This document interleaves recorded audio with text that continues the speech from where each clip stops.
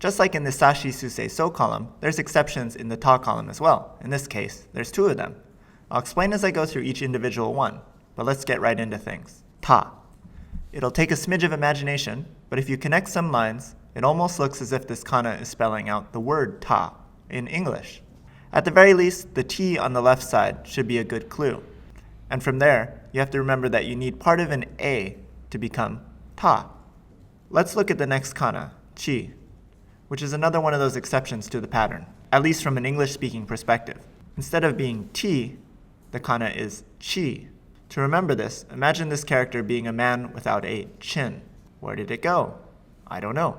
But he has every other part of his face, so that's a bit weird, and hopefully a bit memorable as well. Now let's look at the next one, also an exception, tsu.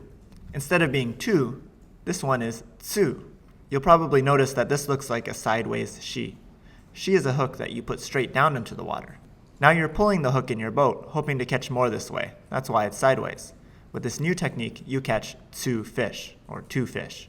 The word tu and tsu aren't exactly the same, but tu should be enough of a memory hook to help you recall that this is tsu, at least until you're automatically recalling tsu without using the mnemonic at all. The 4th character is te. The character te looks a bit like the uppercase letter T. Imagine it spelling out the word 10, so it's te for 10. And lastly, we're going to learn the kana to. This looks like a toe, at least one with a splinter or nail in it. Feel the pain in your own toe as if the toe in the pictograph is yours. Sometimes adding in some of your own senses, smell, sight, touch, or in this case pain, will help you to remember an item more easily. It's a good trick to use when you're trying to memorize something. Okay, can you recall all 5 from the ta column? Also, can you remember all of the exceptions? Let's see. Ta. This is the lowercase letter t plus part of an A, which spells out ta. Chi. Did you remember that it's chi and not T? Also, this is a man without a chin. Shi. I'm just trying to trick you. Did I win? Tsu.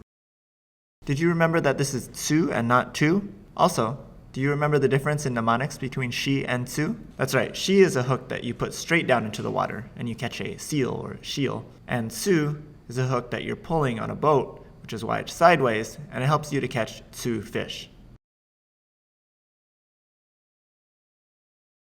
Te. This looks like an uppercase letter T, which is spelling out the word 10 for te. To. This is your toe with a spike in it, or a nail, or something like that. Whether you got them all perfectly right or not, I'd recommend doing the practice on tofugu.com/guide/learn-hiragana. It's going to help solidify all the kana you've learned up to this point, as well as make it easier to learn the next ones.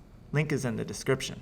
Once you're comfortable with these 5 kana, as well as all the kana that came before it, move on to the next lesson, which covers na, ni, nu, ne, and no.